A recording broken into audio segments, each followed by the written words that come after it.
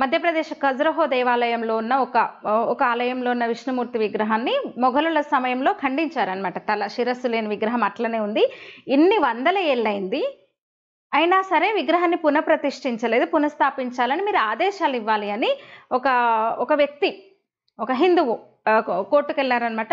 Supreme court వరకు వెళ్తే ఆయన కొంచెం హిందుత్వాన్ని తగ్గించేలా, అంటే మీరు చూసే ఉంటారు, ఎందుకంటే ఇది ట్రెండింగ్ న్యూసే, ట్రెండింగ్ టాపిక్ ఇది 3-4 రోజులుగా నడుస్తోంది.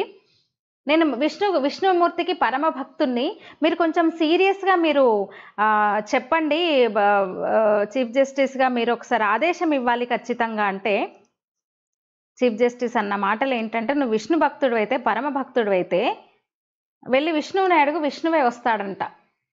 నిజంగా అంటే మనకు కొన్ని పరిధులు ఉంటాయి, కొన్ని పరిమితులు ఉంటాయి. న్యాయ వ్యవస్థ మీద, న్యాయ వ్యవస్థ తీర్పుల మీద, ఈవెన్ న్యాయమూర్తుల మీద కూడా కొంచెం జాగ్రత్తగా మాట్లాడాల్సి ఉంటుంది ఎవరైనా సరే.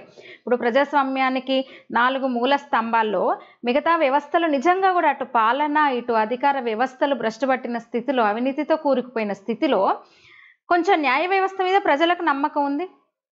న్యాయ వ్యవస్థను ఆశ్రయిస్తే ఏదో జరుగుతుందన్న ఒక ఆశ, ఇంకా ఒక విశ్వాసం అయితే న్యాయ వ్యవస్థ మీద ఉంది కదా. మరి ఇంకెవరితో చెప్పుకుంటారు? న్యాయ వ్యవస్థ దగ్గర వెళ్ళి పరిస్థితి ఇది, మా సమస్య ఇది అని చెప్పుకోకుండా ఇంకెవరితో చెప్పుకోవాలి ఇలాంటి మాటలు మాట్లాడితే?